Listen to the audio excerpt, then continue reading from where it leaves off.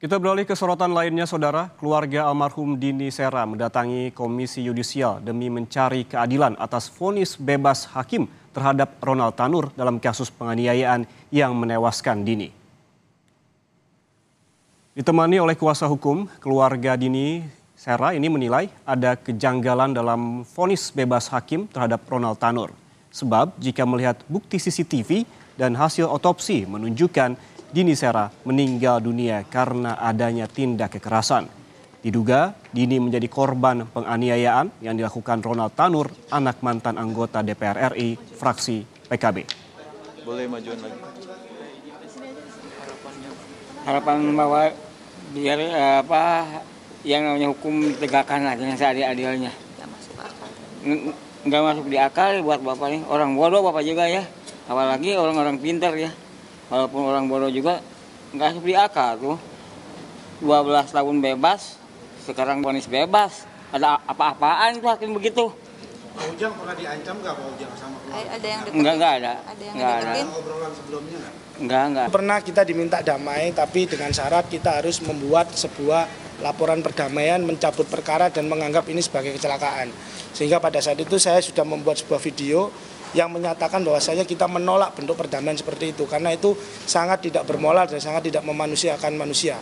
Karena apa? Dia sebagai keluarga seorang pejabat seharusnya memiliki hati nurani. Menyampaikan permohonan maaf itu secara tulus dengan tanpa syarat-syarat seperti itu. Kapan tepatnya itu Pak? Itu pada saat pemeriksaan perkara ini masih di tingkat di penyidikan di Polrestabes Surabaya. Menurut rencana dari Komisi Yudisial, keluarga Dini Sera akan datang ke Komisi 3 DPR RI. Komisi 3 DPR akan menggelar rapat dengar pendapat umum dengan keluarga dan kuasa hukum almarhumah Dini Sera. Sebelumnya, DPR mengaku prihatin dengan vonis bebas yang dijatuhkan oleh hakim terhadap Ronald Tanur. Informasi terkini kita segera bergabung dengan jurnalis Kompas TV Gracia Adur di gedung DPR MPR RI Jakarta. Selamat siang Gracia, ini pukul berapa rapat dengar pendapat dengan pihak keluarga Dini akan dimulai siang ini, Gracia? Pukul 1 siang waktu Indonesia Barat di ruang Komisi 3 Gedung Nusantara 1 DPR RI Jakarta. Saudara, tadi disampaikan oleh Wakil Ketua Komisi 3 DPR RI Habibur Rahman bahwa pihak keluarga ini mengkonfirmasi hadir dalam agenda rapat dengar pendapat ini. Saudara, tadi disampaikan pula bahwa pihak Komisi 3 DPR RI ini tidak hanya mendatangkan pihak keluarga dari korban almarhum Dini Sera, tetapi juga mendatangkan ahli hukum pidana. Tujuannya untuk melihat seperti apa perspektif ataupun pandangan dari ahli hukum pidana terkait kasus penganiayaan yang dilakukan oleh terdakwa Ronald Tanur ini, saudara. Nah, yang menjadi pertanyaan besar di sini adalah apa alasannya, mengapa pihak Komisi 3 DPR RI ini melakukan agenda rapat dengar pendapat dari pihak keluarga almarhum Dini Sera, karena tadi disampaikan oleh Wakil Ketua Komisi 3 DPR RI Habibur Rahman ada kejanggalan dari kasus ini. Letak kejanggalannya ada di sebelah mana? Tadi disampaikan oleh Habibur Rahman apa yang dilakukan oleh terdakwa Ronald Tanur ini ada buktinya dari CCTV, kemudian video yang beredar di media sosial bahwa terlihat adanya unsur kesengajaan. Tapi mengapa hal ini divonis bebas oleh Majelis Hakim Pengadilan Negeri Surabaya yaitu Erin Tuah Damanik, sehingga dari Komisi 3 DPR RI ini mendesak untuk pihak keluarga segera melakukan kasasi terkait kasus ini agar kasus ini bisa terang benderang. Nah, untuk lebih lengkapnya, Yan Rahman dan juga saudara, mari kita simak pernyataan dari Wakil Ketua Komisi 3 DPR RI Habibur Rahman. Melihat ini sangat-sangat janggal karena kami amat sangat prihatin dengan putusan seperti ini. Kalau dari rekaman video yang kami lihat juga ya, kami lihat di di media sosial ya dan di televisi juga, sebenarnya nggak masuk akal yang bersangkutan divonis bebas ya. Saya ya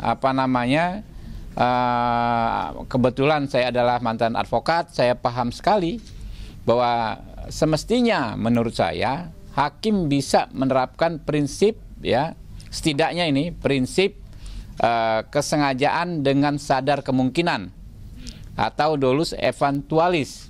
Jadi kalau kita misalnya tidak berniat membunuh orang, tetapi kita sadar apa yang kita lakukan kemungkinan besar bisa mengakibatkan orang meninggal dunia. Ya, itu masuk dalam gradasi kesengajaan dengan sadar kemungkinan.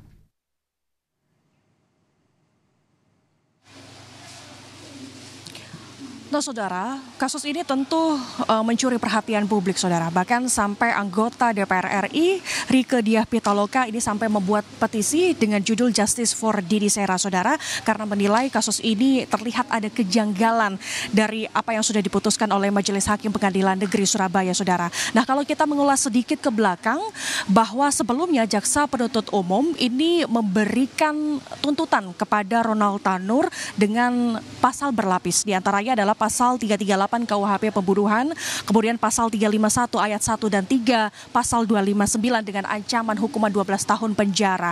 Tetapi ketiga Majelis Hakim Pengadilan Negeri Surabaya, salah satunya ketua Majelis Hakimnya adalah Erin Tuadamanik, ini memutuskan memvonis bebas Ronald Tanur ini, saudara, dengan dua pertimbangan. Pertimbangan yang pertama adalah hakim menyimpulkan bahwa keterangan dari sejumlah saksi ini tidak menunjukkan tidak ada yang melihat bahwa Dini Sera ini meninggal dunia. Itu yang pertama. Kemudian alasan kedua pertimbangannya bahwa Dini Sera ini meninggal bukan karena penganiayaan, tetapi adanya alkohol, kandungan alkohol di dalam tubuh korban sendiri, saudara. Nah, berkaitan soal kasus ini, maka Komisi 3 DPR RI berkomitmen akan membantu pihak keluarga agar kasus ini bisa diadili secara seadil-adilnya, saudara. Yan Rahman.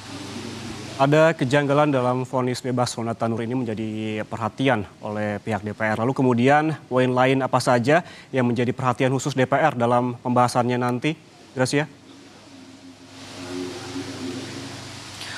Poin-poinnya tentu dari pihak keluarga adalah meminta bantuan kepada pihak Komisi 3 DPR RI untuk segera mengadili kasus ini terang benderang, saudara, agar terlihat jelas seperti apa kasus ini sebelumnya, saudara. Dan keluarga korban ini tentu sangat kecewa dengan keputusan dari Majelis Hakim Pengadilan Negeri Surabaya, saudara, sehingga ada sejumlah upaya hukum yang dilakukan oleh pihak keluarga.